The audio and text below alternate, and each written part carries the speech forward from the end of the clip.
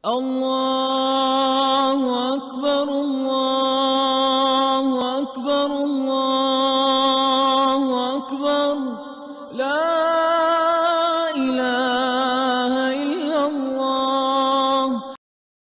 Arafah.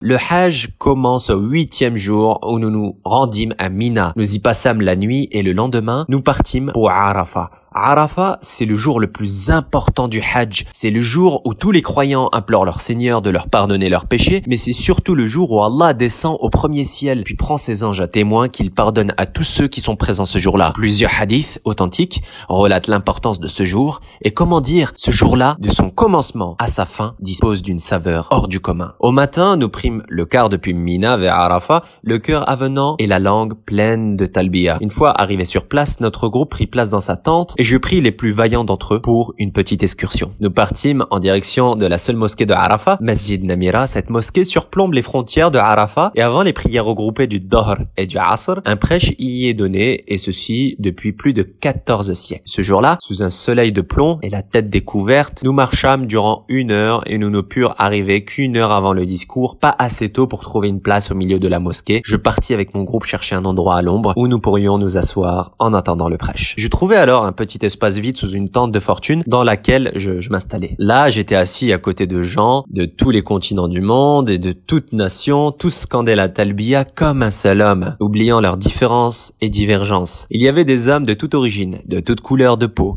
de tout âge, mais peu importe. Nous étions vêtus de la même manière, venus chercher le même but et venus adorer le même Seigneur. Nous assistâmes au prêche extrêmement bénéfique et profitable, puis nous regagnâmes notre campement à Arafah dans une marée humaine inimaginable. Notre campement était situé non loin du mont Rahma, signifiant miséricorde en arabe, mont au pied duquel le prophète sallallahu alayhi wa sallam s'établit pour invoquer Allah. J'attendis donc que le temps se rafraîchisse et après la prière d'Al-Asr, je partis avec mon groupe près du mont. Nous nous posâmes et chacun invoqua Allah d'une prière et supplication que nous n'avions que rarement effectuée. Nous étions là, debout, devant notre Seigneur, le corps fatigué, la peau suintante et l'habit blanc légèrement coloré de toutes les péripéties de notre voyage, chacun levait les mains, implorait entre ces dernières ou levait sa tête au ciel pour implorer pardon et miséricorde. Les voix parfois s'élèvent dans leur litanie, les yeux s'humidifient pour les uns et abondent de larmes pour les autres. Face à ce décor époustouflant, je me remémorais le hadith authentique énumérant les 7 catégories de personnes qui seraient sauvées de l'un des plus importants châtiments du jour dernier. Parmi ces dernières se trouvait un homme qui invoquait Allah dans sa solitude au point où ses yeux se fendaient de larmes. Les fidèles n'étaient pas isolés. Toutefois, chacun dans sa bulle suppliait le pardon divin. Je ne pus m'empêcher de demander à Allah de protéger sous son ombre le jour où nulle ombre ne sera présente si ce n'est la sienne. J'ai pris part à ces invocations à mon tour. J'ai imploré Allah pour moi, pour ma famille, mes proches, mes connaissances et l'ensemble des musulmans. À la suite de mes invocations et pris de curiosité, comme à mon accoutumée, je décidai de grimper en haut du mont Rahma afin d'y voir ce qu'il s'y passait. Une fois là-haut, ma déception fut grande de voir des individus comme chaque année invoquer et chercher la bénédiction auprès d'une stèle en pierre sur le mont Rahma. Invoquer autre qu'Allah le jour où Allah est le plus proche est certainement le plus grand paradoxe que j'ai pu voir de ma vie. Le prophète Ibrahim lui-même demandait à Allah de le préserver de tel acte. Et pourtant, certains, malgré l'ensemble des efforts qu'ils ont accomplis jusque-là,